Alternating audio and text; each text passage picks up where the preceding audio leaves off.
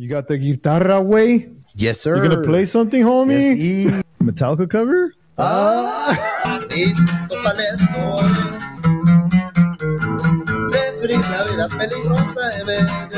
You can't just be living off of 20 hours a week. I went to a repo, slept in my car for a couple of weeks, but I did not stop showing up. And I thought I was in my worst, you know, showing up to the gyms to shower. I took that risk, but I kept showing up to my academy. Not even a month later, once I finished my academy, I get that call. It was hard. And that's why I say, just keep grinding. And it sounds impossible and sounds like you're never going to get out that mud. Just keep grinding. I appreciate it. I earned that job. I earned that title. We hired you, but now you got to earn it. You can't call yourself that until you earn it. And that's that pride that they have. I hope it never goes away. Upbringing, their experience in this, like in the Hotshots. What do you think that is to make somebody rugged like that? I'll say it simple. Life. Yeah.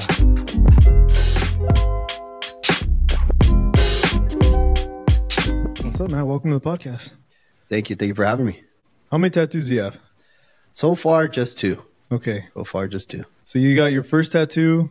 With you. Yes. Yes, first one was with you. First tattoo kind of reflects on what you do in your path and like your passion, your career. Tell me about what you do. At first, you're just spectating. You came into the shop as a spectator, and then now you're like, you know what? I'm ready for my own tattoo. And so I was like, so yeah, tell us what you do. What's your name?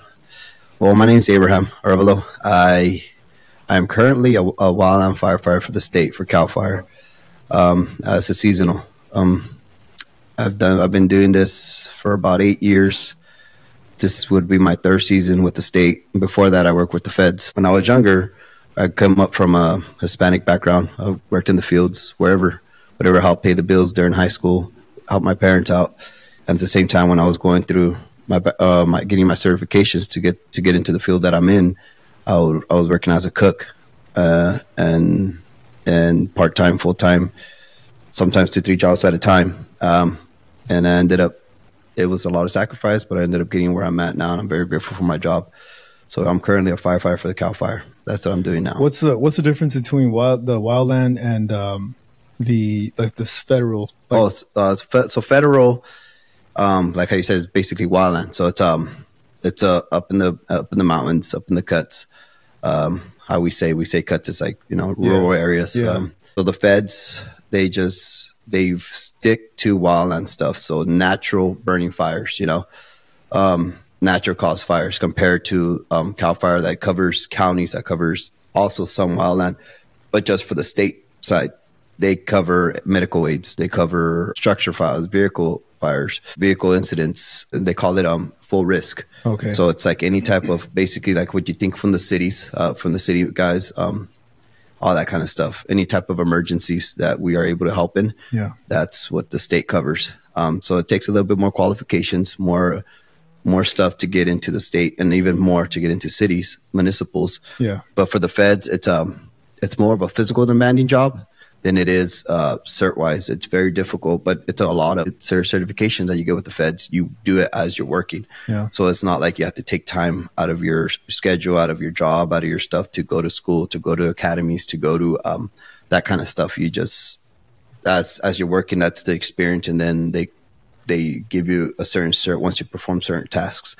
That's a good thing about the feds. But yeah, like I said, they stick to more wildland. So when you hear about these big campaign fires on the news, across the nation, not just in California, you hear all these forest fires that they fight without water. They do it with the saw and the shovel, and in rural areas where there's no cell service, there's no water is very hard to get to, so they have to use different type of tactics. There's multiple different type of tactics to fight fire wildland wise, but yes, they just stick to that. They don't run medical aids, they don't run like vehicles. If needed, obviously they will help like with manpower, but they stick more to just wildland fires strictly. That's what considers it on the cuts. Yes. Definitely. Okay.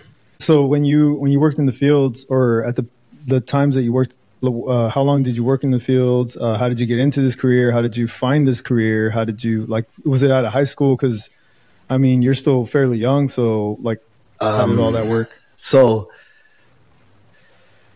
First, I wanted to help. Let's rewind it. Yeah, let's rewind this. First, I graduated high school. I was trying to follow that, go to college and get a degree. You're from out here too, right? Yeah, I'm from Portland, California. I'm from Valley. Cool. Yes. I was trying to go get a degree, go do that. And I was trying to be an engineer.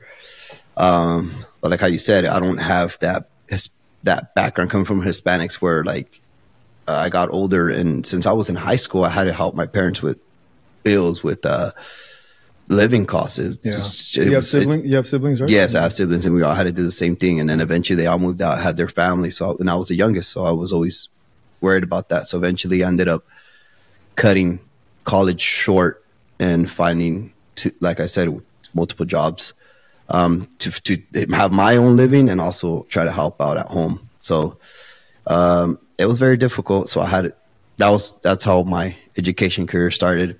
One of my brothers stumbled upon this for the wildland. They call them volunteer crews. They're organized crews. They're hand crews. They're not fully qualified crews. They worry more about the aftermath of the fire. Once the fire's calmed down and there's no active fire, flames in the wildland side, they call them type 2 crews. These type 2 crews come in and they do the mop up. They do the rehab, which is to make sure that we don't get mudslides once it rains with all that rain. So the vegetation, once it burns, obviously the vegetation burns down. So the root, there's nothing to hold the root, right?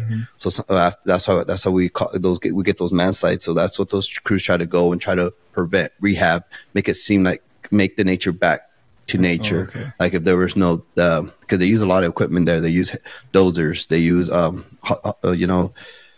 fixed wings, helicopters, all this damage that the humans do to stop it. Land, they try to rehab it, try to fix it, and they do more of that. So it's more like that's kind of like the entry level for them.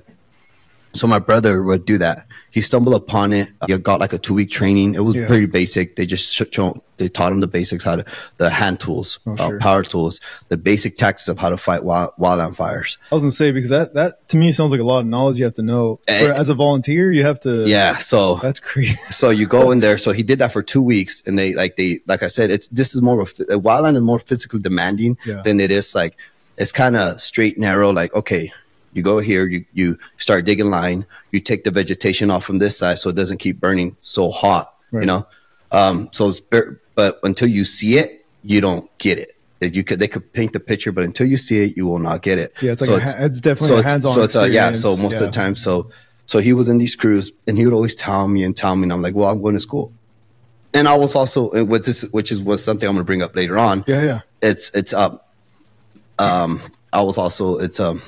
Relationships take toll with these type of careers.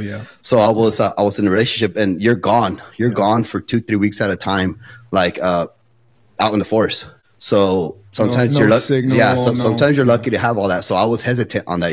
I was young, I had a pretty girlfriend. I don't want to, I didn't want to risk losing that. I was still young. I still didn't mature enough to realize. What age were you at that point? I was at 21. I was right out of high school, and then. And by 23, that's when I was like, I had a fallout. And my brother, I told my brother, you know what, sign me up. So he signed me up, and I started with the blue cards.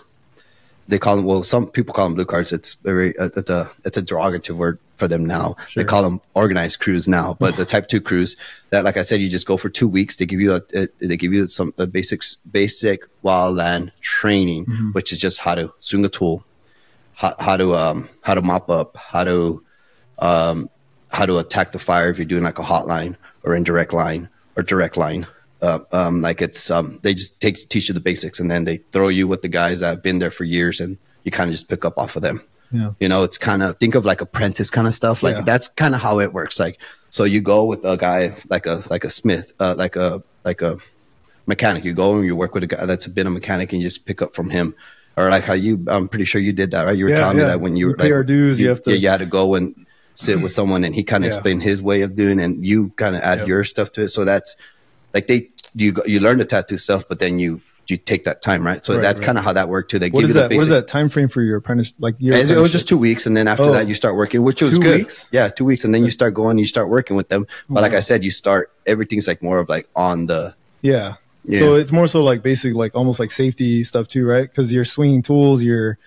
Was there any active fires while you were learning, or when you were first like this?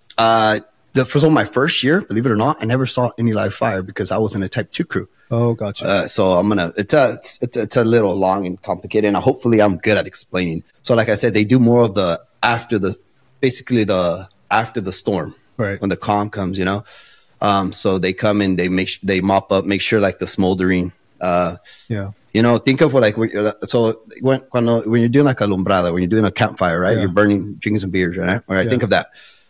You know how like that they're still kind of hot. There's no fire, but it's still kind of hot. Right. That's what they go and make sure that heat is down completely. Control. So and that takes a lot of manpower. They do 100, 200, 300 feet in from the line to make sure nothing could like reignite and roll into the green again and start all up.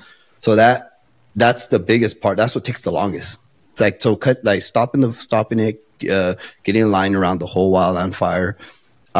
It's about 2 weeks at the most, depending how big the fire is. That makes sense. But the rest of it, to make sure it doesn't reignite, to make sure it's secure, to make sure it's completely out.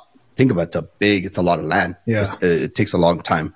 So that's when all that manpower, that's when they use more Type 2s than than Type 1s. Gotcha. So for that stuff. So I was there. So the first year I was just doing that, learning how to swing a shovel. You'll be surprised. Yeah. You'll be surprised. I worked in the fields. I picked oranges, grapes, strawberries. I pruned. I planted. I did anything in the fields that you could think in the Central Valley. I did it.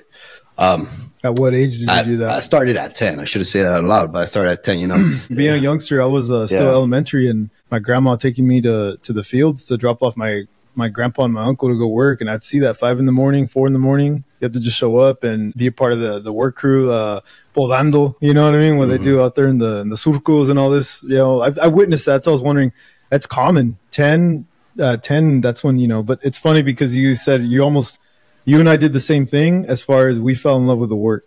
Yeah. We cut our college short. Yes. So that happened. I ended up doing that. And then so I ended up working for this hand crews. And I had not a mentor, but one of the guys there it's organized crews there in my hometown. They have about 16, 20 of them. One of the guys was a retired hotshot. Okay. And that's when I was introduced to the hotshot world, the Type 1s, that's the line of fire. That's the guys that cut when there's flame right in front of you. Yeah. All this crazy nonsense, this dramatic things. I'm pretty sure people have heard now. It's more that we've gone more in these past since I started to now. You know about it more. Before I had to explain. Oh, what is a hotshot? What are there certain movies or in certain shows that have came out and they kind of made it. Oh, there is more than just the city guys. But yes, so that's when I got introduced to him. His name was Louis Orozco. He's a retired. Shout out to Louis. Yes, he's a retired legend from Fulton Hotshots. He's a legend there. He's legendary. That's cool. So he mentored you. Yeah, he told me you need to go. You need to go try that out. And that was my first year. I was very eager to learn. Very I felt like I said I fell in love with it because one thing is I like to be physical. I like to work. Right. I'm not shy from the work, but it also takes some mind to do. So you got to be mind sharp at the same time while you're working. So I finally applied and I go to and then they call it GS when you're actually like a fed, not an organized guy, an organized crew type, a voluntary type of crew where you're on call. Like once it's busy, they call you. And then when it slows down, they send you home. You're not guaranteed, obviously voluntary. Right. They're paid, but it's like, in a way, that's what they kind of word it. So I get called, I apply and I get called to them and I go work on a Type 3 engine for the wildland. For the feds. I know everybody's used to these long red trucks, right? Yeah. So they're like shorter, a little taller. They could get into dirt roads and a little more, they're a little more rugged, right? More 4x4 kind of stuff. They're more mobile in that area. So they were still not as busy as the hotshot crews. They were still not as crazy as the city guys and stuff like that. But it was an introduction to that routine of, I got introduced to PT. I didn't know about that. I was not in the military. Yeah. I was not in a lot of this stuff. So I was just some kid trying to go to school. And then after that and worked in the fields. I didn't know anything about this side of it. So I started that's when I started loving it because I started like these guys, there was 3-4 of us would go hiking and we'd race each other, and so that competitive edge, I played sports when I was in high school and I kind of, after high school, after my last football game, after my last soccer game, after my last track track meet, it was like, okay, this is over. What am I working out for? And I tried to work out, but then I was young, so I was still stay somewhat fit, but now you work out with a purpose. Now I work, I'm like, I gotta keep. I know I got a reason. Now I gotta hike faster. I gotta run faster. I gotta carry more weight. I gotta carry a saw. I gotta carry my pack. I gotta carry water. I gotta carry hose. I gotta carry other stuff. So it's and then you start hiking with other people that they're kind of the same. They want to build the same. So luckily in that area, I learned more of the now actual more direct like wildland stuff of direct actual. They call them initial attack, which is the IA, which is you're the first ones to get there, and it's gunning, it's going, the fire's going. I did that for 1 year in California Hot Springs. Our engine was 322, and then from there, another mentor I was very lucky to have was my captain there. He was a retired hotshot from a different crew. They're kind of rival crews from the same forest. Oh wow! But because the crews are like that. Every hotshot crew is proud. They're arrogant, and it's like every football team. My quarterback's the best guy. Right. It's like every soccer team. Nah, this is the best soccer team, and that's how they are. Our hotshot crew is the best hotshot crew. And they're always they try to stand to that standard. Like we got to be the best. We got to outwork the other crews. We got to when we're on the line, everybody's gonna know we're on the line. Right. So he had that mindset still. He left and he took a promotion with the engines, but he left the hand crews, the hotshot crews. He put in a good word for me because I was eager. I was young still. I was working out, running. I was wanting to learn everything I could, grasp everything I could when we can. What does this do on the rig? What does this do? Why is this doing this? A lot of questions. I was probably very annoying, but that's how you learn. While you're doing this, did it ever dawn to you that all eyes are on you? Were you trying to cause attention for the right reason? Like you obviously have to prove yourself. Your performance is what's going to pay off. Your performance is going to show up. Did you ever? Like I said, I was still very young in the field. By that time, I was already 25, but I was still young in the field, and I didn't understand that. The big saying they have in the fire world is it's a big, small world. You'll be surprised. You'll be surprised who knows you and who heard of you, or how quickly they could call someone else and find out everything about you, from good and bad. So without me knowing, I was just eager to learn. And when I would mess up, I would own it. There was a couple of times showed up late. Oh, it was bad. Yeah. I had my first experience of showing up on time was not on time. Right. You're late. Right. And like stuff like that, little things like that, or know when to stay quiet, know when to speak up, know when not to, know know when to follow, know when to lead, all that little stuff. I still had to learn it all. And it just takes time, and it takes stumbles, and it takes slaps in the face. Like, and if you have a good overhead, a captain, engineer, or even a firefighter lead, they will help you out in that aspect. Even if it's bad, you have to take it how it is. I feel like nowadays it's very more sensitive, but in that time we still hadn't transitioned to how it is now. And you're talking about is like the discipline, the discipline, push, and how they would do it, So then after that year, it leads into when I really fell in love with fire, which was my hotshot year. Yeah, it was very humbling. Yeah. So I go from the OC cruise, and the average age there was 40 years old. People, I was going to say that's pretty young to your age to be in there. So those guys, because they don't really, they hike, but it's not like we got to get there. Right. It's like we'll get there and we're going to get the work done. It's kind of like think of like the fields. Like we're going to work and we're going to dig all day, and then tomorrow we're going to come to the same spot and dig again, and then like that, chip at it, right? It's not like when you transition to a hotshot crew, a type 1 crew. It wasn't like that. On the type 1 crew, you got to go fast, get off the rig, show up. Get ready to cut. You're going to cut for 5-6 hours, and you're not going to stop. You're not going to stop to piss. You're not going to stop to anything. You're going to keep cutting. Drink a little water. Maybe if you're smart, you got some snacks. You got some granola, whatever you got. How many hours on? The longest we went cutting straight, and before we actually had one saw team and one half the crew take a power nap. The other crew, we were officially on the line for 32 hours. Wow. But at about 12 hours, we were there. Cutting, we showed up. We showed up in the evening. It was about 3 o'clock. We didn't stop cutting till like 6 in the morning. And that's when they're like, "Hey, we're gonna keep cutting, but some of you are gonna bed down and we're gonna rest." And then that's when that happened. So we were on the line. We didn't leave the line, Yeah. And until we had backup, and sometimes it takes a while. Right. Like, think about it. It's in the cuts. It takes a while to then notify someone else, and then they rally up their guys, and then they get going, and then come down the hill and back up to our hill. Like, it takes time. And then from then they got to get another farther and farther. Sometimes we get guys from, like I said, guys responding from San Diego all the way over here, and we got to wait for them to show up. You know, it's from Cleveland National Forest, or from San Bernardino National Forest, or from El Padres. It's like, it takes time. You know, it's not as, that's one thing that's not as fastly equipped as like how you respond here, like in the city. Like, you have ambulance, you have fire, you have section area. They're very quick, 5-10 minutes. No, like, it's like, but at the same time, because of wildland, it's a slower run, you know? Yeah. But then I show up there. It was very bad. I showed up and I thought I was, like how you said, at the same time, I was very eager to learn and very oblivious to how arrogant and cocky I was getting. Yeah. And they just slapped me in the face. They humbled you. Yeah, humbled me down real quick. It came down to, and like I said, I don't regret it. And I appreciate the way they did it, because they showed me I appreciated, I earned that job. I earned that title.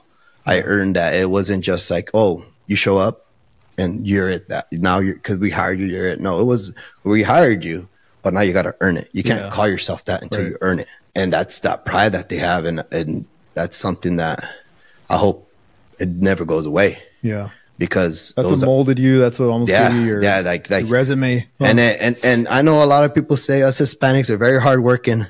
But God damn, I found some of those white guys were hardworking, harder than me. I remember you saying that. I was like, that's what I thought. That was funny. Was like, you find some, you find natives, you find whites, you find, and those are like rugged men. Those are men. Those are a dying breed. Let's call it that, a dying breed.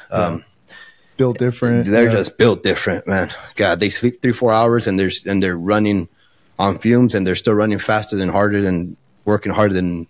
How do you think that is? How do you think that somebody gets wired that way? Besides the experience, like, because there has to be a moment where you kind of tell yourself, a lot of people don't see that behind the scenes of what goes down with you guys, with what you're doing. Imagine you from where you are today, add yourself 20, 30 years, or let's see where they are. Let's say they're in 50, so 20 some years, right? Your point of view, what do you think? It would be even cool to ask them, like, hey, what transitioned you? What made you built this way or wired this way? I mean, was it like their upbringing, their experience in this, like in the Hotshots? What do you think that is to make somebody rugged like that? I'll say it simple. Life. Yeah. Life. You talk to a lot of these guys, they look big, mean, and scary, and they are when they need to be. Sure. But they're the most humble, the most respectful, the most understanding people you ever talk to because of that. Because of life. Yeah. And you could tell it doesn't matter what culture you come back from, what background you come from, what race or whatever, if you want to mention that. But it's the life. Life don't discriminate nobody. And it hits you and you learn. And then you go with guys that have gone through the same. We don't speak it, but we know it. We know. I know he's been through shit. Yeah. It's like I don't need to ask him. The energy. I don't need to ask him. But I know this guy will not walk out on me, and I know I won't walk out on him. And that's important because you built that brotherhood, and it's that brotherhood. My Sawyer, crazy guy, dude, fucking animal, different. He's a beast. Yeah. So he also introduced me to the CrossFit world that I just currently started finally doing. Not the greatest. I'm still. It's funny. I got some ladies beating me, so it's kind of difficult for me, but I'm still showing up every day. Yeah, he's just built different, and he's very competitive, and he's the same thing. Like I know he's been through shit in life, and that's why he's the way he is, and that's why he will not. There's people that it's just after you've been through, how they say, after you've been in the gutter and the lowest you can, you don't think you're just like. Some people, I've tattooed a lot of people that'll say they've been at the lowest, right? But there's a difference when you physically. It's a tangible low when your surroundings you're at the bottom of the barrel. Okay? Oh, yeah. There's a difference. Pain tolerance, your pain tolerance, my pain tolerance is different, right? like our bottoms are, when you feel like you hit rock bottom, it could be very subjective, because you can say my rock bottom, this is my example. The next guy's going to have his own example. But when you're physically in rock bottom, you persevere throughout, you come out of that. My own presentation of rock bottom, I could tell you, it was a tangible experience. Like I was in rock bottom. Some other person will tell you they've been in rock bottom, but their rock bottom is just, it's a very minor comparison. When I know someone's hit low in their life or in anything, my personal opinion is like right now, let's say you tomorrow, God forbid it, everything happens, you lose this shot, and you say, I'll figure it out. Right. I'll build this back up. Better than, oh my gosh, what am I going to do? Yeah. That's when you know that person really hasn't, because you've been in that situation before. And then that's what comes down to these guys, this dying breed of guys, how you said, going back to that, that's how they're just built different. And industry inks have been around for a while, and recently they expanded their pigment range. Everything from your primary colors, opaque grays, brand new anime skin tone, bright neon fluorescent tones, gray wash set, and black lining ink. If you haven't yet tried out this high quality pigment, head on over to industryinks.com, and with your order you can take advantage of a special promo code using OUTLOUD for an exclusive discount.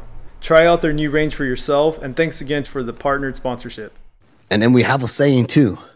It's not for everybody. We've seen guys. Oh, absolutely. So the year that I started, one guy lasted one day, and the next day he showed up, he turned in his gear, and he said, thank you guys for the opportunity, but this is not for me. That was just getting us mentally ready, because there's a certain type of thing when you're hiking, and I had a saw and I had my pack weighed about 60 pounds. The saw weighs about 10, 15 pounds, and I'm carrying that, and I'm in wildland boots.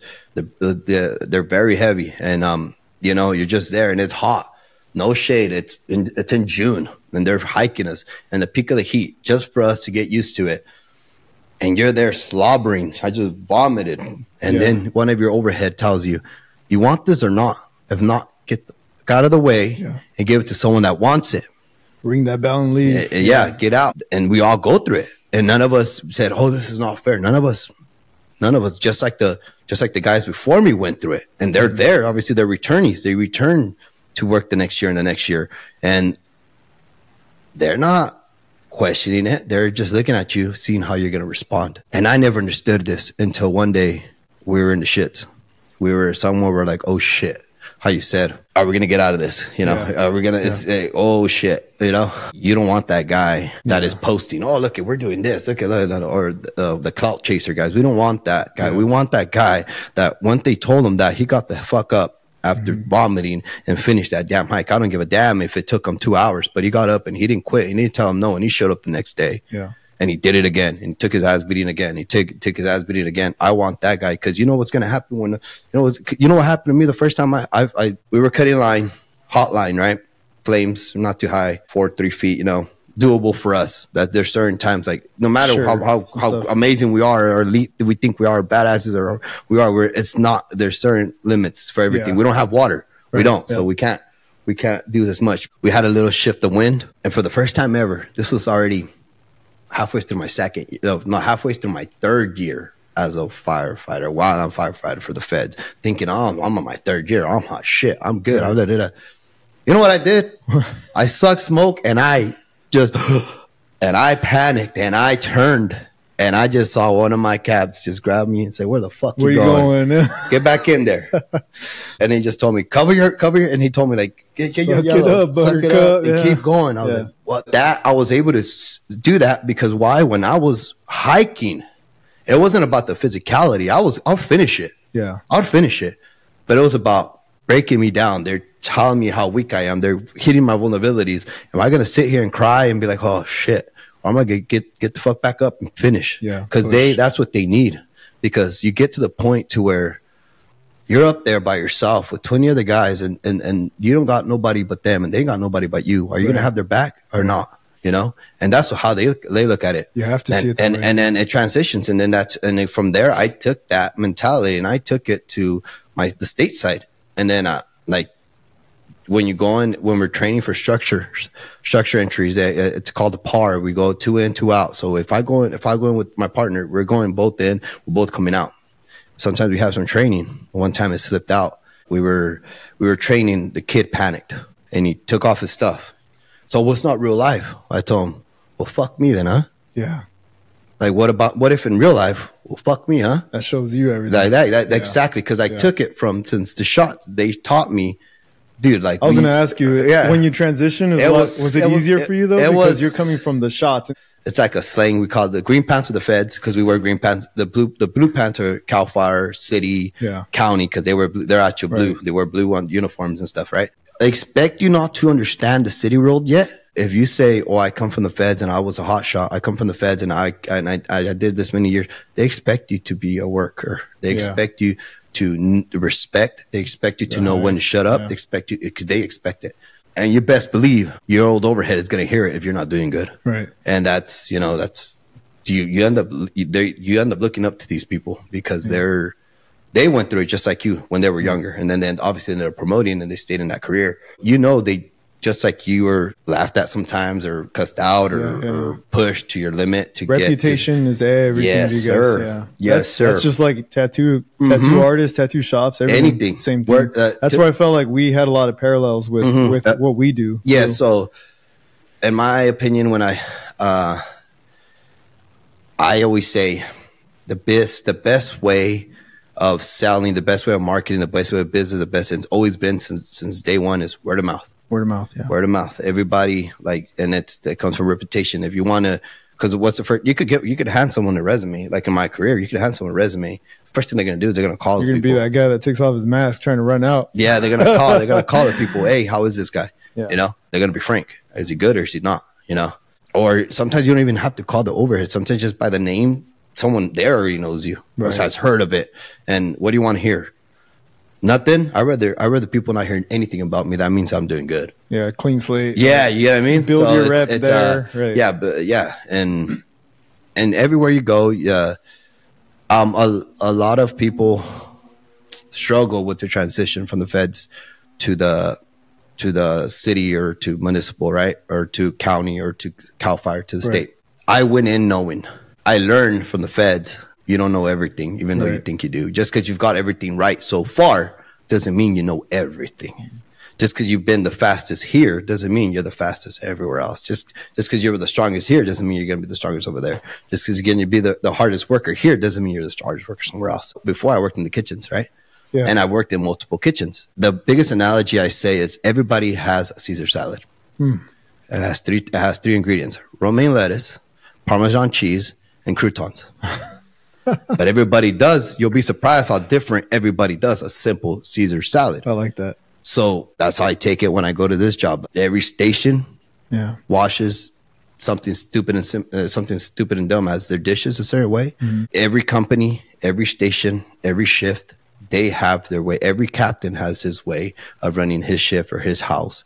So I just take it. You know what? I'm the back. I'm the guy that works. Right. Until I get to that position where I'm overhead and I got to think more than physical, I'm not there yet. So I'm just going to follow the lead. When were you a cook? Was that? That was during the time when I was going to school for engineering. And then that didn't pan out.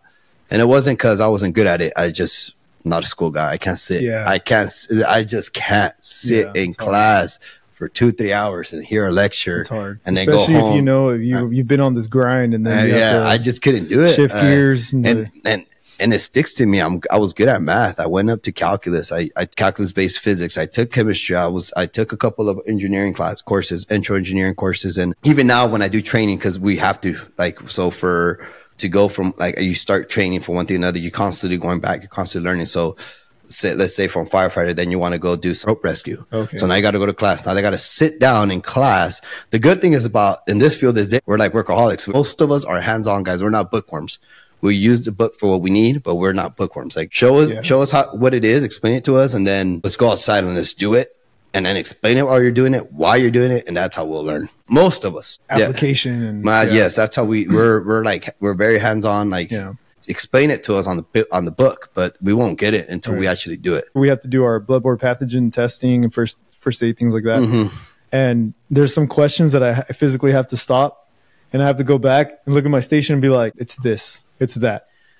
Dude, I can't. I'm the same way. I can't sit. That's why, man, school was just not the forte. Forgot that hit of work at an early age. Like in high school, there was a teacher who now you can't do that anymore, but he literally called the class. He's like, hey, I have land. If anyone's interested and not scared of work, contact me, talk to me after class. And I was only like 16. Yeah. Talk to me after class. And pretty much he said, I have a ranch, a tractor, but he didn't say that aloud. He says, I'm going to look for searches of volunteers. I had 2 teachers that hired me for work. Yeah, I'm telling you. And during high school, and that's how I paid for my whatever I wanted to do. Yeah, during high school, yeah. And then I was doing that in high school too on the side, and I'm like, we're not scared of work, but it comes with the hotshot life. It's a regular life. At the moment when you seen this flame, it was like, like 4 feet, you would say, and you got a whiff of that smoke, and you had that fight or flight. You turn around and try to beeline it. At that point in time, did it hit you for this isn't for me? Yeah, that challenge. How many other have you ever had? I had many. Okay, that's what I wanted to talk, because that is almost also like a mental game. I think a lot of people say this. What the fuck am I doing here? Yeah. That I've heard a lot of guys say that. We've had a lot of those. Got to be a little crazy. Yeah, you gotta be a little. There's gotta be something wrong with you to like the pain. The most I do is put out a bonfire. Bro. Bonfire is my max. It's like there's a couple of times. There's a couple of times that after that moment you have other ones where like, hey, let's go get after it. Like, it's right there. Let's go get it. Like months later, and I'm like, let's go. You know. But I had multiple. What the fuck am I doing here? Well, and then you're alone. You're secluded away from your family for that long. That has to play another a game. Thing. That's a bigger thing. Yeah. So, and that brings me to why I changed from Fed to city to municipal. Because yes, you're municipal. You're farther away from home. Also, you're on your 24-hour shifts and stuff like that. And obviously, you can't go home. But coming from a place where didn't have cell service for 2-3 weeks at a time, it's a lot better. At least I could call if there's something's going on. It's beneficial for you to be closer to home with, our folks are getting older. Oh, yeah. Or if we have older parents or whatever the case, or grandparents, we're trying to be there. That's understandable why you would want to shift gears. It takes a real man, dying breed, to be a hotshot, to be a wildland firefighter. Yeah. A full-on career, not 2-3 years, and then use it as a resume booster, whatever you want to say it, to jump into the city side, to jump into the municipal, the county, the state side, the blue pants, right? It takes a different type of man, with all respect, to stick in that career for 20 years, 25 years. And those are the guys you were seeing, like, and then that's why you look up. I guess that kind of answers my question. To this day, and to this day, and you know what's even more? Yeah. A lot of them, I don't know if you know, but we're the number one divorcees and suicidal also. The hardest thing that I would see was older men with their kids. They're missing out on things that they don't want to say it. They stay quiet and they tough it out. Like, they're living a better life than I am because they have what I never had when I was younger. And a lot of these guys, they come from that type of background. They come from a background where like me, I was like, fuck, I graduated high school and that's all I got. Yeah, I'm making 60, 70, 80,000. Which is a high school degree. Shit, sign me up. That's hard. That's hard. You get what I mean? And some of these guys end up promoting and they become, without no college degree or anything, they're making 100, 6 figures as captains, as superintendents, which are kind of the rank of BCs. But it's not no office job. Yeah, it's not no office job at all, And it's you're kind of earning every dollar. Yeah, so it's like, but to them, it's like, I never expect to, so they could afford to take something that they couldn't do, like their kids traveling on their actual days off. Yeah. They could afford to sign them up for travel teams for sports that they couldn't do. They could afford these type of that take money that they wanted to do when they were kids, but they couldn't do it. They could afford it for their kids. Pass it down. Yeah. Yes. So they struggle with that. And I would see that.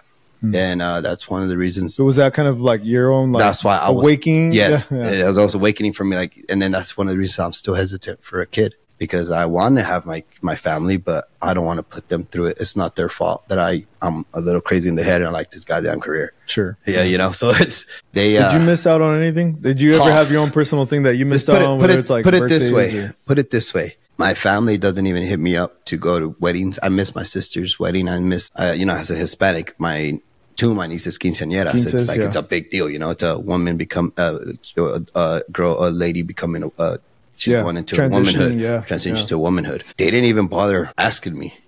On one of them, I was actually at home.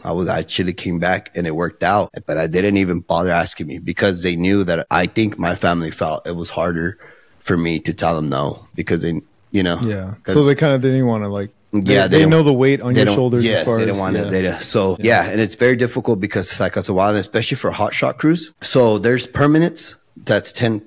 There's 10 personnel in the crews that they're permanents. It's most of the overhead, like the captains, the 2 captains or foremans, they call it. The superintendent, which is that kind of rank of a BC, which is a top guy. The squaddies, which are kind of the engineer side and the fed side, like kind of that level, you know. And then you have your firefighter ones, your firefighter leads, right? So they're kind of like the guys that are a little bit more qualified, got more task book experience than firefighter twos that like me that would entry level, like as you know, I just took those 2 weeks and then I start learning these tasks of how to take weather topography, how to anticipate, how to direct, how would I attack, how do I lead these guys, these 2-3 guys that I have. They stay there, but then when fire season hits and they hit up the season, which that's what I was, we are committed, we are married to the crew, we are not taking no, because if one of us says, oh, I can't go because I have a party to go to, I can't go because I have a wedding, or I can't go because of this, that crew cannot leave without 20 people. Yeah. One of us stays, I'm taking food off your table. You get it? Yeah. So I end up meeting your kids. You end up meeting my family. So I see what you're working for. I see what you don't give up for. So shit, you know? Yeah. No, I'm not going to ruin that for you. I'm not taking money off your paycheck. I'm not taking money out of your wallet because very selfless. Yes, and you become very selfless to each other. And then, but then you're like, that's your family. You're spending more time with them than the families are spending time with them. Yes, and then you get this like. So that's something that a lot of people, if they know you doing this, let's say a relationship, cousin, family, if they know and they're on board with it, or that's something they also have to agree and know what you're doing. And your family, like your family obviously is supportive, but then it's got to be hard to find somebody to be like, hey, this is what I do. This is my career. This is what I chose to do. Yeah, like imagine you being that, like just strictly. So now I'm looking at the perspective of the men that you're talking about. Yeah, the older guys in the families and the divorce. That's one issues, and that's the one thing that many people, I want to take the time, because many people do not think these wonderful ladies, these wonderful women, they're even more of a dying breed than these men, because they got to hold the house down, hold the fort down, fort down while daddy's out there. You know, sometimes we're having the time of our life, sometimes we're having the worst time of our life, but we're out there and they're at home and kids sick and they need to take them to the hospital and this and this and that. And there's times where some of the guys will be like, they'll come back, we call it rolls, it's 14-day rolls, and then we come back to the station, we get 2 days off, and then we come back at it. Doesn't matter if it's holiday. But you're just going from site to station, site to station, right? You're not. Yeah. So in essence, you're like deployed. Right? You're like a deployed. Yeah, and think of it like that. Yeah, basically like that. Some of them would come back and like, they would tell us what was like. It happened to me. My dad was in the hospital. Yeah. My dad was in the hospital. Is that when the health issues? Yeah, that's when the health issues happened. I was in Alaska, and I would call home when I could every 2-3 days. Hey, mamá, ¿cómo están? Todo está acá bien, mijo. That's all they would tell me. They won't tell us. Those women would not tell them because they know it's hard. Yeah, they know we have it's heavy. We have to be okay. The worst thing about this mental issue with this stuff is, at the end of the day, some people have gone bitter to that point. But what are we stopping? What are we saving? Right. Are we saving any lives? Now that I work on the other side of it, I can at least say that I'm saving someone's home. I'm making someone's life a little bit better. Over there, you get to the point sometimes in your mind, you're like, it's just a piece of grass. It's just a couple of trees. They could grow back. Fuck all this, right? You get to those points. You get to that. Yeah, you get to that. I can see that. It's very difficult in that aspect. But then, like I said, and I go back to it, they are a goddamn dying breed. Yeah. They show up again. And some of them is because they're devoted to that job and they're going to stick to it, and they're loyal. Because some of these men get offered jobs just like I do, and they will not leave. And some of them are more qualified and more competent, would be a better goddamn city fireman than I will ever be. They fall in love with that life. That's all they know. That's all they know. And it's crazy how that works. And I'm sure some of those people, because there is a seasonal time, right, where you guys are able to come home. Yeah. I'm sure that's the time where a lot of these guys are. Yeah. So at the end of the day, city firemen, because they're titled firemen, they work 24-hour shifts. It's either at 7 or 8. You show up to the station. Obviously, you show up a little earlier, right? You show up to the station. and then you're released the next day. Or if you work a 48 or a 72, whatever you work, right? And you're off the next day and you're on the clock the whole time, even though some people that you're getting paid to sleep. Sometimes you get in those 72, 48 hours, you only sleep 4 or 5 hours then those whole 48 hours. That's a power nap. So people, unless you've done it, don't question it, or that's your power nap. Yeah, don't have that opinion unless you've done it. Because I used to say things, they just sleep. Like when I was a Fed, I was just, all they do is just this. They don't do nothing. Like, unless you've done it, it's hard for you to opinionize it. You just see from the outside in. But then the Feds, they're different. It's basically a 9 to 5 job. Yeah. If we're not out in wildland fires, which that's even harder because it's only a 40-hour job. So when I get hired, we show up to the station at 9 and we're off at 5:30 and at 6 in the afternoon. Yeah. And it's only 8 hours. And then we drive back down every day and drive back up every day for 5 days a week, unless we're out in a fire, unless we're out in the wilderness. So we need that.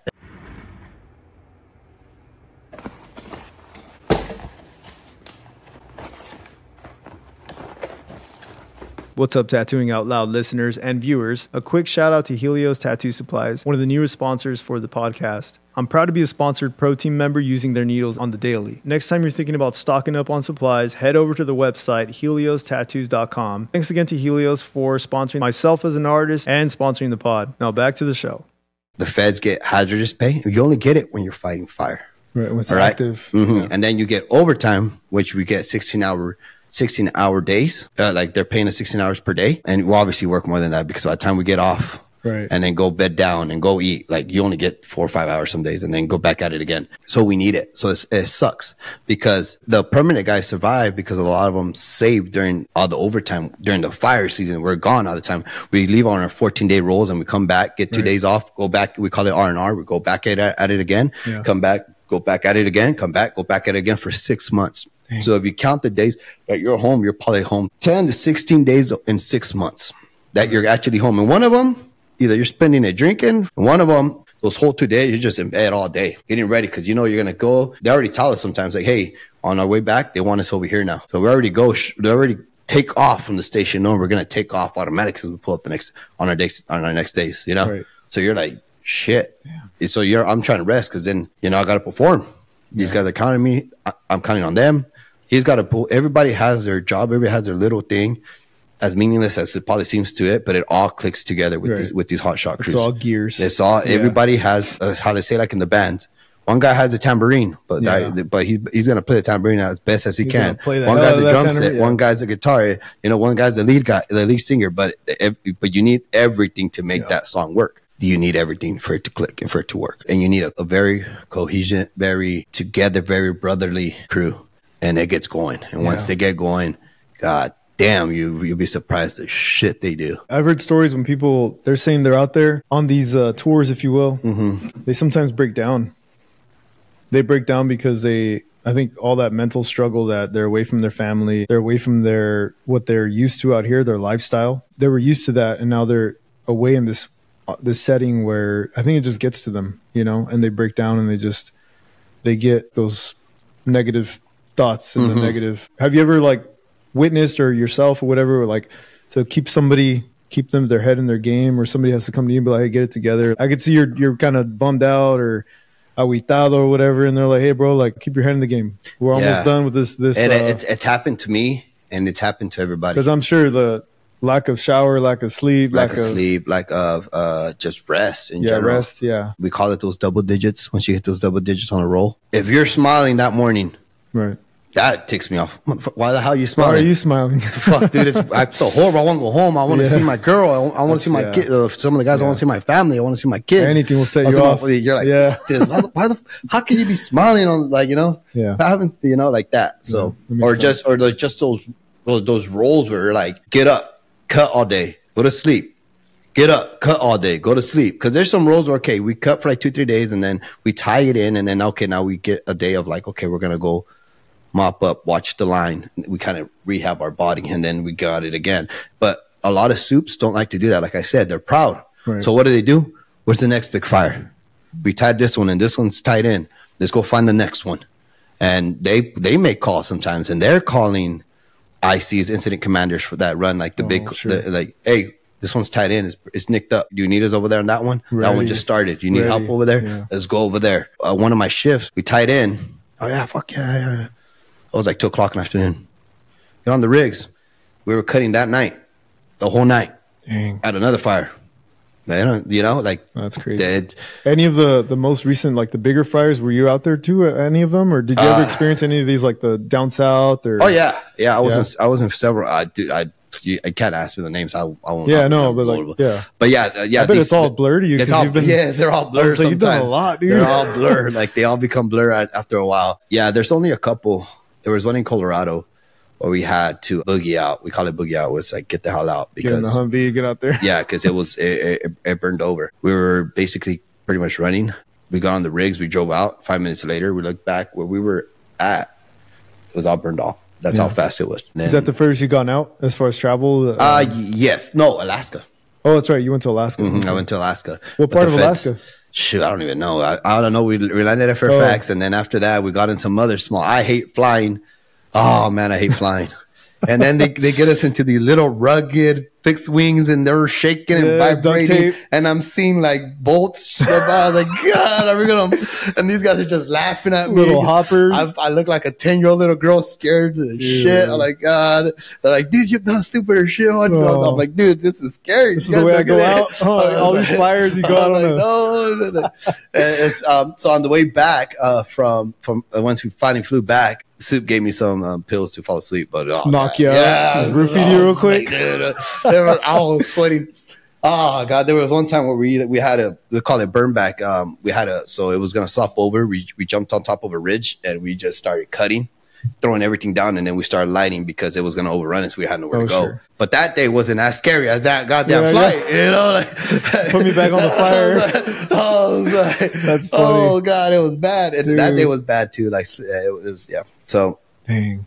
Put me back on the fire, you said. Yeah. I'm about to go out. I don't fly. I scared of it. I fly because I have to, but and then like even with the helicopters. Oh yeah. I because you were in one of those, they fly us out. Like they use dude. Every time, here we go. Shit, like damn, it's scary for me. And I'm scared of heights to top it off too. So then they add that to the flying. Wow. I look down. I was like, oh, you set yourself up. Yeah, it's very. You left federal state. Yeah. Now you're more local state. Yeah, but you took this break time, right? Yeah. So right now, just like because when I tattooed you, you said you were like, yeah. So just like right now, federal has seasonals. The state has seasonals too. Firefighter 1s is what I am. We're seasonals. We're 9-month seasonals, and we're based. And then they have firefighter 2s. Firefighter 2s cover the county, so we have it's a little complicated, political wise. Or whatever. Counties contract the state to man their equipment and cover their response area. Okay. So we have that. So like just like city has response areas, counties have response areas, and so it's cheaper for them because if you look at it, the most expensive thing for a fire department is the personnel. Why? Because you got to once it's a full-time job and it's a permanent job, you got to offer benefits, right? Because of the union, right? The firefighter union, they offer benefits. They got to offer retirement. They got to offer vacation, sick leave, healthcare, all this stuff, right? It's cheaper for them. Like, you know what? We'll pay you and you guys man it because they don't have to worry about the longer costs of retirement for us and stuff like that. Thus, it's pretty set up, pretty good. We have CalPERS and how that works too. Basically, right now, they take away from my check when I'm working and I'm paying the guys already retired. Think of it like Social Security, but it's in a way, it's a little more. Sure. That's kind of part of like more secure. Like what they're taking. I'm basically paying my dues for the guys that already worked their dues. Yeah. They already put in their time. They already put in their 20 years. So in a way, you kind of don't lose that fun. It's not like, oh, how you're going to run out of it eventually. No, because they were getting more people. So the more people they hire, the more that goes into that retirement fund for the retirees, you know? So it kind of works out pretty good. And so that when you came in and you were off season and got that tattoo, was that a seal the deal for you? What do you mean? Tell me about the story, because I remember you came in and you said, here's my idea. So I'm a very indecisive man. It's hard. Yeah. Yeah. And how you say tattoos are they're permanent. Unless you want to pay a lot to kind of get them off, right? Laser or whatever. I always wanted them since I was younger, and I just know I can't get. No, because then I change my mind. Why couldn't you get it? Because I don't change my mind. You know, I look at them like, no, I wanted this instead. It doesn't look how I expected. So one thing, shout out to you is this: I saw your artistic touch to it. When you finish, you said, "Oh, I added this to it. I did this to it so it could blend with this and this and this." Yeah. I'm a musician, so I understand that artistic trait. Yeah, sometimes these tattoos are expensive, but it takes time. You understand it? Yeah, it takes time. You sat through your first one, and you're like, it's an investment. I do want to schedule another one. I want to finish. To be honest, now that I'm on here, I want to. I know. I was going to ask you about like the next ideas and stuff. So from here, I want to go and work all this back here. Maybe not inside the bicep, but the tricep and all up here, all the arm. What would you do? What was your... I'm still working on that. I started a wildland theme, but I'm like, I don't know. So yeah, what I meant was when you got this, because you came in with your ideas and you said, look. Because I remember we were talking about it, but you mentioned the wildland. This is what I do. But so when you left, was this kind of like your stamp of like seal, like what you've been through? It's a reminder of. I don't know if you've seen it this way, because again, this is like two different views of when I heard this idea and when we were putting it together, it looked like heaven and hell. You have the nice trees and like the mountains in the road, and the road's in the center, and you're walking in there. The fires are on the other side of the road, and you're supposed to represent you in the middle of the road, right? And you're on the way carrying your gear, and you're in between that fire and the like the nice nature side of it. That's why I saw this like your own representation of heaven and hell, because you lived through that. Yes, it was my like reminder, and and exactly how you said it was the best way to say it. Right. This thing has it's like how you had it's heaven and hell, but it's got its beauty with it. Yeah. And I seen it when I was putting it together. I was like, and that's like I said, that's going back to it. That's why this is not just about a tattoo. He understands the art side to it. Well, that's why I wanted to pick your brain when we first put that together. You were telling me what you did until you came in here and we actually sat you down to do it. That's when we had these kind of conversations, and that's I was like, man, this is very interesting. We share a lot of stuff with our culture and our work ethic, because I wasn't afraid of work. Before I did this, I was doing mechanics, welding. I did so much with school, but dropped that once I touched work. I just fell in love with the work, and I didn't go that far with school, like you mentioned. I had another conversation with a client when I said, yeah, if I were to sit back in high school, and I was tattooing in my senior year, I was already trying to get into it. Yeah, I was already, and a lot of people didn't know, because I was kind of like, it was more of a kind of like what I was doing tied in with the graffiti, the music, things that I was doing at the time.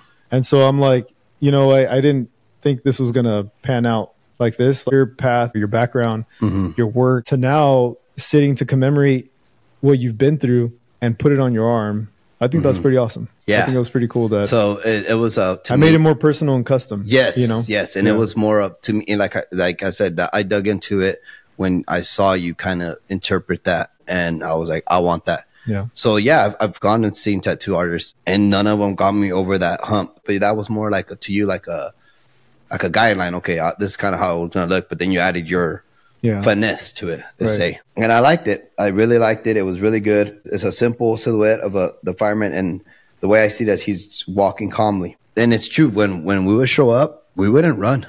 We were like, oh shit, let's get. No, it's like, okay, get your gear on, let's go. Focus, catch your breath. Yeah.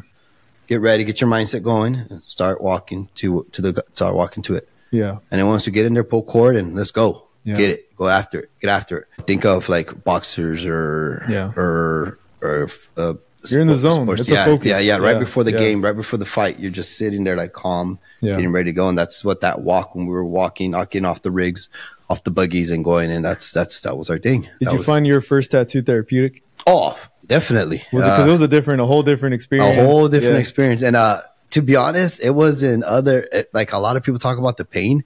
I don't know if it's just my mindset, I guess, but it didn't feel as painful as other people would describe it. And then when they finally saw it, that was the biggest eye opener. It was like, that was your first one? Yeah. I was like, did it hurt? And the only thing I told him was obviously were the little wrist, right? The bottom part. But I was like, no, I was like, I told him once, after like 2-3 minutes, probably like 5 minutes of it, no. Just numbed out. No. And I saw you pretty relaxed. I was like, no, it's good. It's I don't know, it's probably the mindset that I knew. It's just like going back to the career, going back to the life. A lot of people have came in and their first tattoo was like big forearm shot. And one time a guy asked me, he said, I chose this design thinking it was going to be the one with least shading, and it's like a portrait. Yeah. 30, 40 minutes in, and we're already done with the line work. And I'm like, all right, well, the next 3 hours are going to be just shading, brother. Yeah. You know what I'm saying? And they're like, And they kind of look at me like, oh, I chose this thinking it was going to be the least shading. Yeah, and it goes back to, like I say, my lifestyle, how I grew up. You've probably been through worse things out there. Like the job. I came in here, okay, just how I go back to once we're looking at it. We're like, oh yeah, we're in the buggy, and we're like, oh shit, that shit's gutting. It's gonna fucking, let's go get it. Yeah. But then once you get off the rig, we're all just quiet. We're all just okay. Everybody's kind of like, we're all just marching. Right, we're marching on that. Yeah. We're getting ready to go, and it's just quiet. We're getting focused, and that's what probably the same thing when I came in here. I was like, okay, it's gonna hurt. I don't know if adrenaline or the calm kicked in. That's what it is. The adrenaline. A lot of it has to do with that and the way you kept your. I mean, and I was trying to help you. Yeah, you were guide you through it. I was like, hey, let's just. And then I think that's why it sparked all this. We were just talking. Yeah. And a lot of our conversations, I was like, damn, dude. I was like, you've been through a lot. Yeah. I was like six months at a time doing these different, being out there and deployed. And yeah, and it sucks, but I will not change any of it. I will not. That goes along the signs of what shaped you. Because I was going to ask you I want to talk about your upbringing. You elaborated a lot on the whole, your work ethic, but what was it like growing up? Your siblings, how many siblings? I have 4 siblings. 4 siblings. My dad was previously married, so there's one there. Okay. And then he divorced, and then found my mom in Mexico, brought her over here. You know, there was 3 of us, and I'm the youngest. I'm the baby of the family, right? My life, a lot of it was financially unstable because my parents were financially unstable. Sure. Not because of the fact that my dad didn't make enough. It was more of he didn't know how to manage his money. Okay. So that led to me and my brothers, like, you know what, dude, it was Saturday morning. Let's get up. We have to make a certain amount today on piecework. How old were you guys when you had that? I was 10, 11. My brother was 14, 15. My other one was 13, 12. And we were like, okay, we're going to get together. We got to make $200 because if we don't pay the light bill on Monday, it's disconnected. Now, is that something that you would just hear being in the household, that like the stress of your mom or your dad saying, so you guys just made the pact between yourselves to say that? So like walk me through what happened. So I don't know what happened with my brothers, but with me, I have a story. Never shared it with anyone.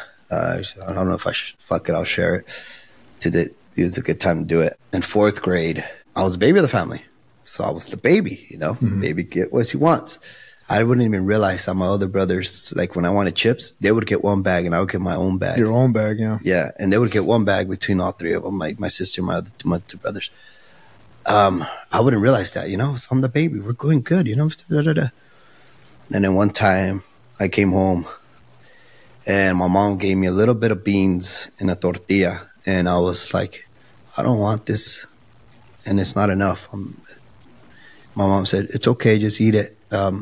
And she said nothing, and she walked to her bed, to her room, and was crying. And me being snobby, I'm gonna go get some. I don't care. I'm gonna go to the fridge and get something else. I opened that goddamn fridge. There wasn't shit. I walked to the stove. There wasn't shit. And I walked over to my mom, and she was crying.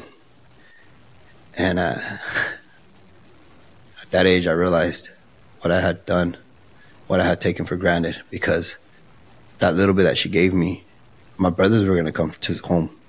They were not going to eat that evening. My dad was going to come from work. He wasn't going to eat that evening.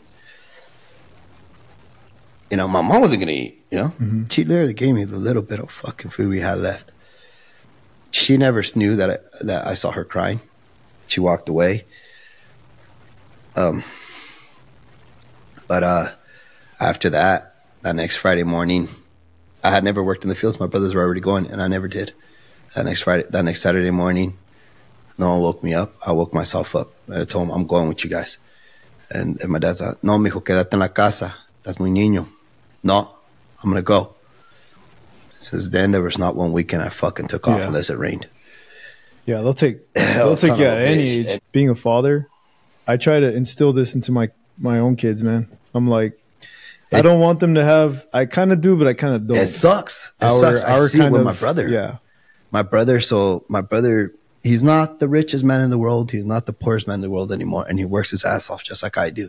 Yeah. And we're better off. I have a nice car. He has a nice car. He has a nice house. And his kids are enjoying life that we never enjoyed, right? To this day, they're still kids. Because thank God they're still kids. Yeah. Enjoy your childhood. You have a childhood. Right? So, and there's a story that he had. I was with them picking oranges, right? Because I was still seasonal, so we were laid off. we're picking oranges. He's like, I'm going to take my kid. He was still like, you know, I'm going to take my kid. He's getting old enough. He needs to fucking learn how to work. Yeah. Da, da, da, da. So we were working, and I just saw my brother, and I saw him look at his kid within like 5 minutes of us. We have this pack, you know, this sack where we fill up the oranges, right? And I was fucking gunning, and I was trying to beat my brother. I told him, I'm going to beat you with your kid. I'm going to beat you, you know? Right. And I was going, and then I just look at him, and he just stops when he was on top of the ladder, and he's looking at his kid, and his kid's like wobbling. His kid didn't complain. He was wobbling to the bin and to empty his sack. And my brother just fucking slides down that ladder. Like I say he slides down. He obviously stepped down, but I'm like, fuck, that's how fast it seemed to me. Took that fucking sack off that kid and told him, just sit down, mijo. Just sit down. He's like, no, I want to help. He's like, no, just sit down. And I think my brother saw me. He saw him. He saw my other brother. He saw us. He's the oldest, right? Yeah, he saw us through his son. He said, fuck this. Yeah. So it's hard. The compassion. Yeah, he said, fuck this. It switches. You want to, like, I want it. So he couldn't steal it. But then you're like, fuck this. You don't want to give that to them, you know? No. And that's why there's times that I do, like I said, I want to, the way, you know, where I grew up, the way we were raised, because I was the only child, but I wasn't raised as an only child. I still had to earn it, work for it. And that's rare, but that's just, you know, thank God for my parents that instilled that to me. But it's the same thing. Same thing. Same thing. Same thing. My family, I'm working in a restaurant, one of the best Italian restaurants in Fresno. If anyone ever wants to try it, I recommend it. I started Pizza. So I started there and I worked from the kitchen to the pizza guy to the salad guy. I ended up learning the whole kitchen. Then I learned the whole line. I ended up running the kitchen for the owner, not the chef, because the owner was the chef, you know. Right. But I was able to run the line, the cook line, right? Yeah. And I was running the whole line. That's when I realized it. I would walk in there, and at the time I was 23. I was still working. I wasn't even working as a firefighter yet. Right. That was before. I was 23 still, and one of these guys, snobby guy, you know, parents paid for his college. He had 2 bachelors. He had a master. He's gloating, like he's condescending, talking down to people. Presumido. You know, madre la chingada, fucking So fucking put that fool on here. So he was bitching and complaining and moaning about working. Oh, I'm tired of this and that. And I looked at him, and that's when I realized this guy got the best weapons that you could have to be successful in this goddamn world. He doesn't know how to use it. The world closes off to him in his own goddamn mind. And that's when I realized, if shit hits the fan, I will fucking find a way. But tomorrow I'm surviving. Yeah. And this guy, he can make it. It won't make it. And everybody has their story. I get that too. Yeah. But the way he was going about it. Remember how I told you that like if something were to happen in your life, and I know if you lived the life, it probably won't happen that same day. But if everything happened, you're like, I'll figure it out and I'll find a way. Because you've been in that fucking gutter before. And that's what I meant about him. He's complaining about working 3-4 hours. Like, dude, come on, man. Like, I have guys here that have been working 60 hours and they got to go to another job. And they work in the morning there, and then they come and work over here. And they've already been here for 3 hours, and you're barely showing up. And you're going to leave. Yeah. And you're going to leave before these guys do. And they're fucking smiling, happy. Fucking, I would always buy them a 12-pack, and we'll have a beer at the end of the shift on the parking lot. And fucking happy to this day. Well, as happy as fucking men in the world. Right. And look at you fucking having bachelors, having your masters, and because you don't know how to use it, because you were handed everything that you don't know how to, you're not equipped. You haven't found that way of surviving that fucking flight or fight mode. Upbringing is everything. Yes. The upbringing is a blessing in disguise. When there's some things that you ultimately do not have the power to change, you need to know how to find it. Make it happen. Yep. And adjust, survive. I always say that. I'm like, shit, I'll figure it out.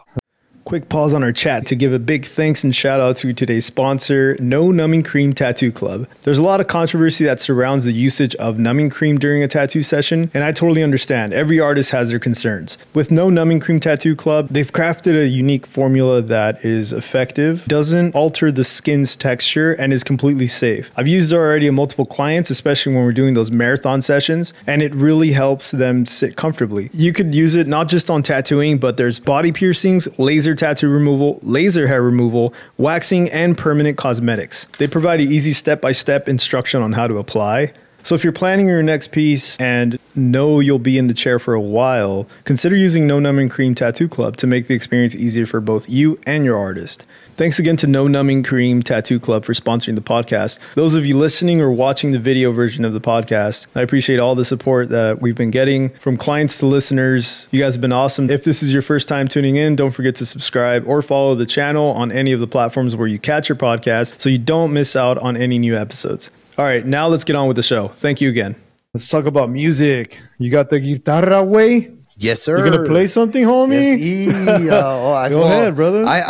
Before I say that, the guitar self-learned. Yeah. That's a little. I have a story for everything. Yeah. This story is amazing. Let me take a little quick go ahead, 3 minutes. Go ahead, take it, brother. Like I usually do.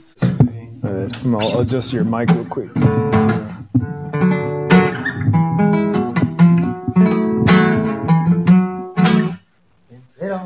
Metallica cover? I don't know about Metallica. I was kidding. I'm more of a Hispanic guy. So we got the guitarra out. Yeah, man, play us a little something, bro. You have to be a corrido or something. Yeah, somewhere. Let's see if I can. I'm sure the guitar has always been a. It's a coping. It's a very good like. Did you have a guitar out there? No. Okay. I should, but no. It was just more of a. I was curious if you ever had a. Let's see.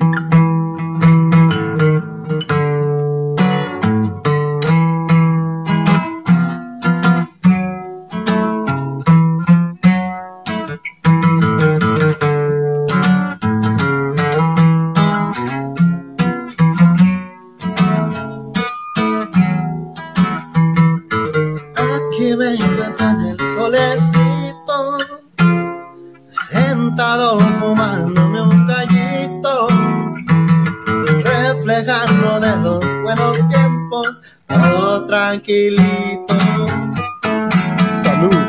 Muchas memorias mexicanas, con la jusierando de party, esa reservada como ganas con unas damas. Avenidas de la finiquera, con la peña toda loquera. Si marca el trabajo no me rajo, sea cuando sea. Aquí a la mole, listo para el sol. Preferir la vida peligrosa en vez de ser joven, ganando dinero, poder y respeto. Seguiré chambeando hasta ser jefe, mi último deseo. Chao. Get it, boy. It sounds good, dude. Especially the type of music, and you do a little bit of everything, not just the Spanish music. You do. Yeah, I actually play country. I like country a lot. Once I started picking up like the Mexican regional stuff, it just it hit, and Y Javier demostró desde que lloró en la cuna. Hey. You kind of took me to a bonfire right now, dude. Exactly. That's what I'll be doing. I felt like we were at a bonfire. Yeah, like, dude, you're the cheapest guy. He was like, yeah, you know what's cool? Those stories, man. Those stories are. Yeah, is that why you? Like is that older ones? Yeah. Is that why you connected with a lot of these? Just the stories and the. Yeah, like I like how you said. I like a lot of these sayings. Like in this one, I like that saying, that last saying.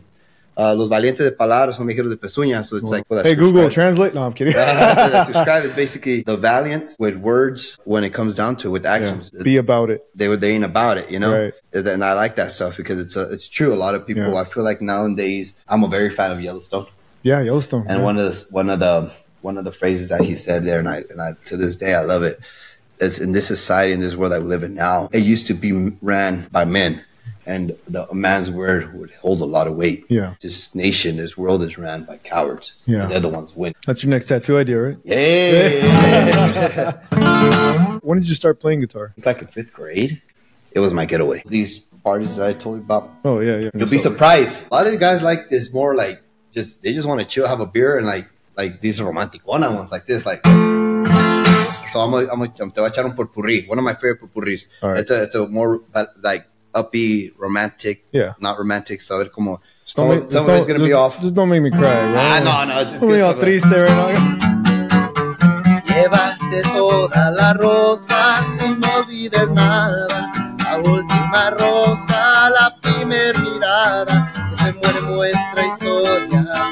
Cuando tú te des la espalda, puedes marchar tranquila. Yo voy a estar bien, mi vida no termina. Aunque lloraré, me queda la pena con ella. Para aprender, eres la droga de mi cuerpo y dejarte ya no puedo, porque tú eres de mi sangre, una gran necesidad que no puedo calmar, aunque sea prohibida la sociedad. Voy a excavar hasta mi vida, intentándome a escondidas, porque no logro evitar lo que de ti miedo me da cuando te llego a amar. Una sobredosis me puede matar. Eres mi droga, eres mi vicio entre la sombra. Tantas cosas me provocas cuando hacemos el amor. Eres tu mal, eres un vicio, eres veneno. Amarte en pasión de fuego que consume mi interior. Mis venas ya las tengo que inyectar. De ti yo necesito más. Those guys jam out to that stuff. You'll be surprised. So, man, what season of American Idol were you on? None of them, dude. None of them. That's At legit. home with a beer and some tequila. Hey, that's legit, dude. So, I can see that when you playing guitar, you shut everything else off. yeah, dude. I'm enjoying. Like, I just tone out. Like how you say about like when you're the artist stuff when you're like, yeah. So and then like I do that to like certain songs, and then there's songs where I don't just cover them. Like I put my little twist to it. In a way, Right, like, right, yeah. Well, like the way you mesh it, because I understand that you're playing at these events or the case, or even if you're jamming, you mesh them all together, yeah, and then you like. How long would you play? Like whenever they invite you, is it like an all night sometimes, thing? dude, there was times where these guys would have me play like the same 2-3 songs over. They're already hammered drunk, so they're like, "I want this one." I'm like, "I already played it. I want it again." Oh man! And I'm like, "I'm not gonna question them, you know." So Yeah, yeah, like, no, I'll play it no, again. I'll play yes, it again. sir. I would get tired of something. But it was always you just solo, huh? Yeah, no, yeah, sometimes, yeah. Yeah. A lot of times you'll be surprised. Like a lot of these guys, they don't. The guys that have been in that game for a long time, they just Yeah. want to chill and have to sip on like how you said, a bonfire, una alumbrada. Just Yeah, sit there, exactly. chilling. I like it, man. That's awesome, dude. That's just something that you just have like special meaning with all these songs too, right? And jam and Yeah, I like them. A lot of these songs, some people request songs for me to learn, and I'm like, I can't really learn them. Yeah. I connect with certain songs, especially a lot of the ballads, you know. And so I learn them. A lot of the corridos, I don't really like. That's pretty cool, man. How you just it's self-taught. Yeah, so the story awesome. behind that was my dad got me a book. Yeah. He bought the guitar. He was like in a conjunto, like those. Think of like those bookies type of Those grupos. bookies, Yeah, like those temerarios, kind of, yeah. those temerarios, those kind of grupos, you know. That's where they have the And- electric keyboards. Yeah, and stuff. electric keyboard. He wanted us to learn, so he taught one of my brothers the bass guitar Yeah. because he kind of knew a little bit of it, the basics. He played the drums and the congas and the bass guitar. Yeah. So he taught one of them bass guitar. He taught the other one drum set. He paid for my sister to get piano lessons. The reason, because he paid her and then she picked it up and never really touched it. He said, I'm not going to waste money. He just bought me a guitar center. He bought me a book, had all the chords, and it had. I remember those books that they had. Yeah, and it had just a picture of like the frets, of the frets, Yeah. the neck, and where to place it. Dude, I had a mailman that used to play accordion. Oh yeah, Bad. dude. I had a chick. Dude, this chick would bust down on an accordion. Yeah, no, dude. he knew his stuff, man. He would come in, he's like, oh yeah, I play same thing, Intocable, Duelo, and he would come in here and literally he'd drop off my mail and he got tattooed. I tattooed him too. Yeah. I have 2 mailmen that have came in and they've gotten tattoos by me just by flipped through my book. He's like, yeah, look, can you show me videos? Gavanelli's, he has some accordions, bro. Oh, Gavanelli, that's One mailman was just scared to come in here. Would just run in and throw the mail and run out, kind of like, I think they just thought tattoo shop. And he probably had his own. But these other 2 guys, they would almost hang out. The beginning of our conversation was you just doing brute work to busting out a guitar and be like, but I could also do this, and you're over there. Yeah. I mean, that's awesome, man. And then working as a fireman. Yeah, it's crazy. I've met people that are musicians, like how you say that artistic side. And they just do it for the, like how you said, like the money, yeah, the clout, like that. They don't have that. And I met guys that like, and they saw these guys that end up, they're big. Like these guys that they just love the music. Right. Everything else comes with it. Yeah. They're like you, like your success. You have your shop. You have your clients. You have like, I'm coming back. I'm gonna be coming back as soon as as soon as I can afford a little bit more. You know, like I got more going, and it's because you connect that. You have that connection. Yeah. With that I think that's a big part. A lot of my clients, I could tell you their story. I could tell you we share this much time. I mean, think about how much time we spent together with this tattoo, the last tattoo you did, and it's artist and client. Somebody today, somebody after listening to this is maybe 20, where you were at 21 or 20.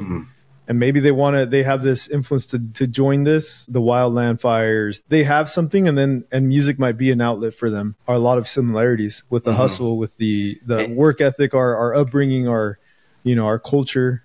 I think it's and then another big thing is like I have bumped into people like, why'd you get that tattoo? Oh, just because. Like, and I've noticed that there's people that, because it's like, oh, it's a thing now, that they don't have that story. And that's when you ask me, like, that I want to hear the story to it. Yeah. And people realize you're completely different backgrounds. Like how you said, like, you could be like, how like some Hispanics are really like, oh, you can don't like if you tat yourself, you're nobody, you're a loser. Yeah. To like people that, like how you said, that are gangsters and tat themselves, to people that use it in a derogative way or in a bad influence way, but now they could see, at least with this, that, you know what, dude, I'm a fireman. Right. How you said, I worked in the kitchens. I'm not saying I'm the most successful man in the world. I'm still going, and I'm gonna, like you said, the music, everything. I'm completely different from like what they say about what tattoos does. And I was able to say my story of why I got it. What's next for you? Not with tattoos, just with your life, what you're doing right now? Because hopefully promote. Yeah. Either promote to in the state side and become because you say you're starting work next week, you said, or back into the I'm going back after my layoff time is done in 2 weeks, so I'm going back to work for my 9 months, but I don't want to get laid off no more. So it's either I'm gonna stick here or keep applying and get into the city, and either start again from entry, but with a permanent 12-month job, not getting laid off. Yeah. In that aspect. And this, the music, a lot of people have told me I need to quit being how to say it in a nice way, a bitch. Just quit. Like, just do it. Just do it. Go out there and play. Because like I said, like this, it's surprisingly, dude, it's easier. Those little bonfires that I go to, those are easy. But then when I start getting in front of a bunch of people, and then even like, so it's just I think like, damn, everybody's critiquing me. I suck. I don't sound good. Like sure. I just kick myself a lot. Yeah.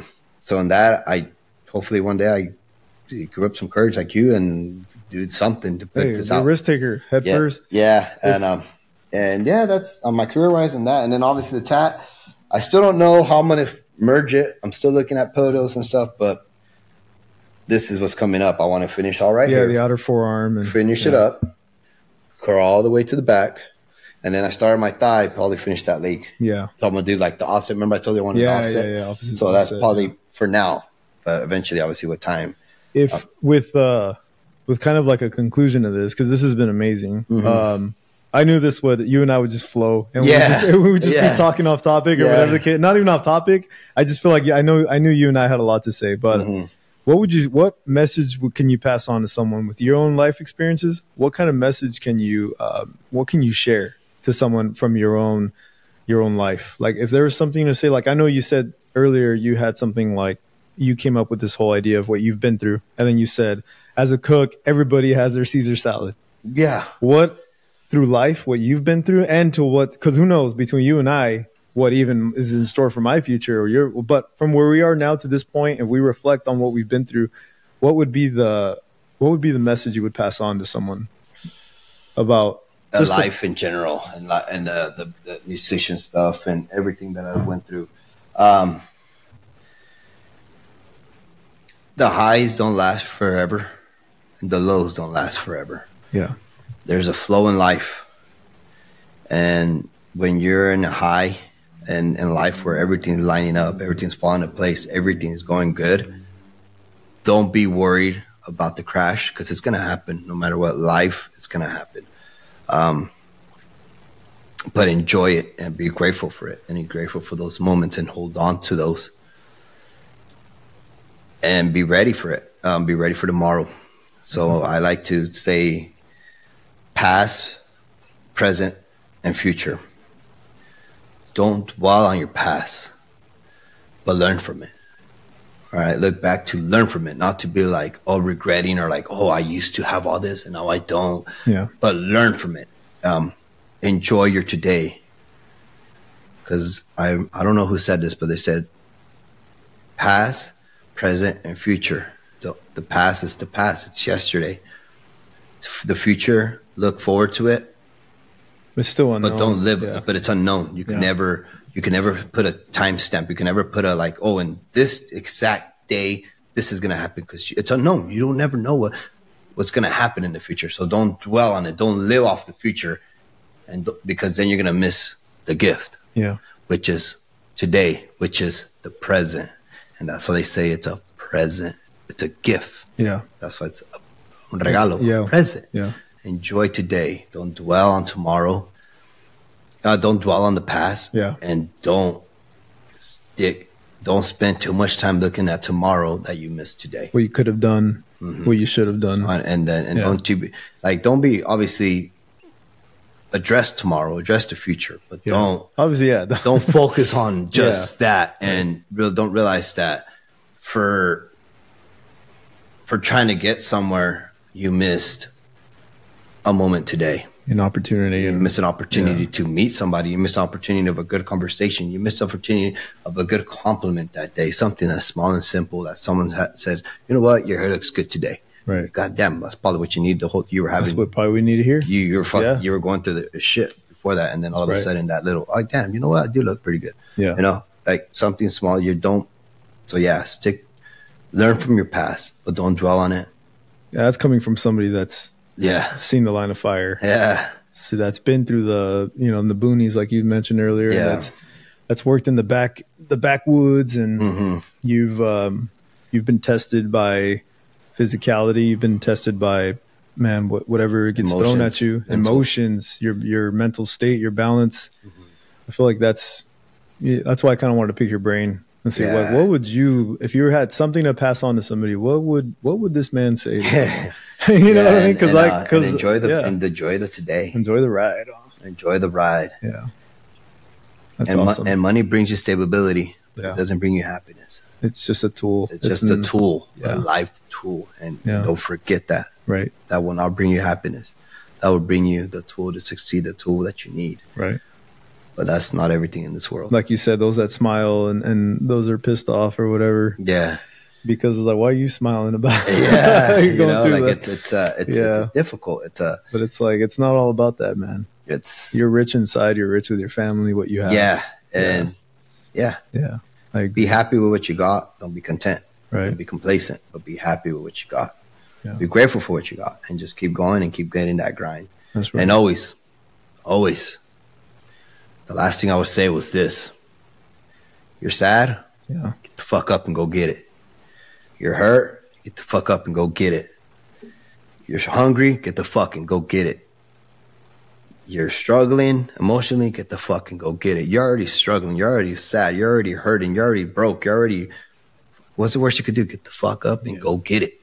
That's how you could go. That's all you could do.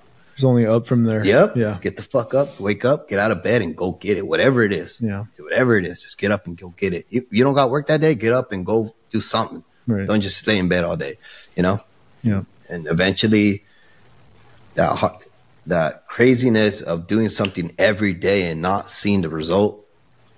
And then one day it just boom. Yeah. You know? One day, just boom. We don't get here just by by chilling. So when I was going through the academy, look, I was already a Fed, and I made a decision to leave and to become a state guy because better pay, better benefits, a home more, a lot of there's pros and cons to everything. More stability, right? Yeah. And it's true. I've had my best years financially because of it. But when I had to say no, I'm going to take this risk. So lose a job that I was kind of stable with, you know. Right. And go to the academy, a grown-ass man, go to the academy, show up every day. Couldn't work a full-time job. Grown ass man that already had his house, his place, his bills, his like, you know. Mm-hmm. You can't just be living off of 20 hours a week. But I went through a repo. I slept in my car for a couple of weeks. Because I couldn't pay rent no more. So I was like, you know what, I'm gonna move out. Yeah. I get it. But I did not stop showing up. Right. I did not stop showing up. And I thought I was in my worst, you know, showing up to the gyms to shower. Yeah. And then I still held on to my kitchen job, and I would like, if they were going to throw something away, I would hold on to it. Like, hey, no, I'll save it. No, save it. And that was my lunch for the next morning, my breakfast. But then I took that risk, but I kept showing up, even though it sounded crazy, even though it sounded whatever. So I was tired, hungry, sad, depressed, got dumped, got everything, right? Sleeping in the car, fucking loser, right? But I kept showing up to my academy, and I show up smiling, and no one knew about it. I didn't tell nobody what I was going through. Mm-hmm. And then 2 months later, once I finished, no, a month later, after I finished, not even a month later, once I finished my academy, I get that call. A month later, I go grind, and I don't get an apartment again. I still stay in my. At the time, like I said, I was fortunate with the job, and I had 2 cars. One I paid off, and one I went into the repo.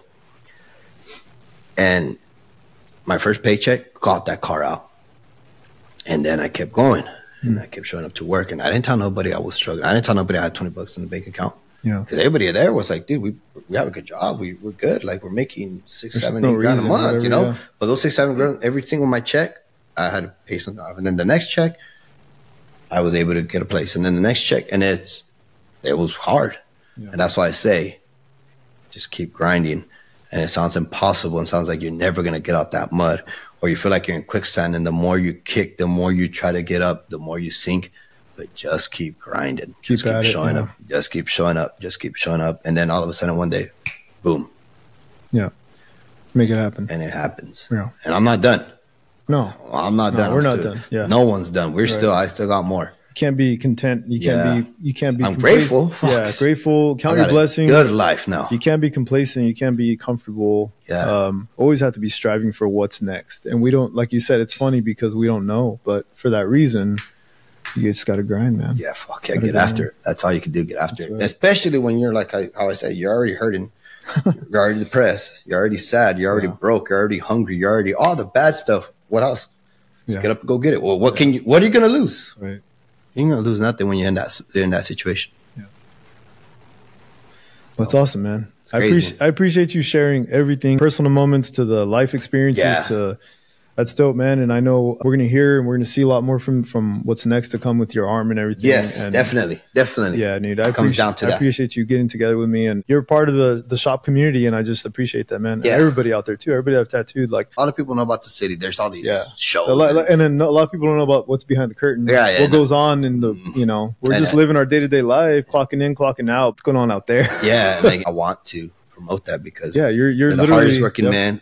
And then to top it off, they have the strongest wives. If the ones that manage to keep them, we have a high suicidal rate, low pay for the amount of work that they do, and the stuff they put in mentally, physically, emotionally, everything, So that's firsthand what you went through. So I think that's amazing. That's your own experience. It's your own story. Yeah. I appreciate the jams. Oh, yeah. The tunes. That's awesome. That's the first time I was like, I got to get some. Corridos in here. Yeah, man. That's dope. I like that, man. Because I appreciate it, bro. He might not be heavily tattooed, but that doesn't matter. I'm going to get there. Yeah. I'm going to get there. But it's just the story that he brought in, I think, was awesome. You should start writing, journaling. I don't know if you do already, but you should journal stuff. You're just sitting down and you're like, hey, I just had this random thought or this random quote, like you said. I would love for you to just sit down and put your notes and be like, everyone has their Caesar salad. That's dope, dude. That's you like that one? That's crazy. That's going to be the name of the episode, and bro. That's how I see. That's how I see like the world. Like, you adapt, you learn, and you adjust. Yeah. It's a recipe. There's a recipe to life. There's a recipe to all that stuff. It's cool.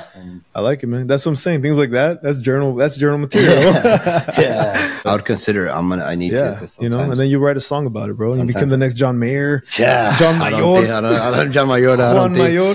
Yeah, it's crazy. But it's sometimes I say some stuff like, right now, it's like, did I just say that? Yeah. It's just surprising. That's sick, man. So yeah, I appreciate that. I appreciate the opportunity. Thanks, and thank you. Thank you for inviting me. Thanks, you guys, for tuning in to Tattooing Out Loud. If you guys are listening anywhere you listen to your platforms, Spotify, Apple Music, Amazon, give us a rating, give us a like, tell us what you think about the episode. And also, if maybe you're listening to this and you're a wildland fire, shine some light on some of the what you guys go through. And people don't realize that it's its own challenge and it's its own hard work and labor.